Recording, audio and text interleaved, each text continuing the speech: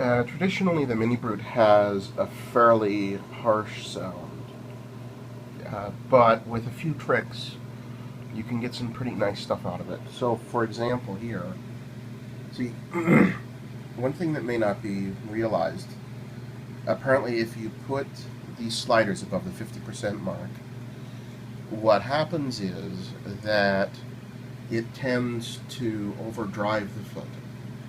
This can be good for producing that harsher sound, but if you want a smoother sound, it doesn't always work that great. So what I'm using is the low-pass filter with some resonance, no brute factor. I've got the envelope controlling the filter, and I have the envelope set with the decay really quite brief, and I get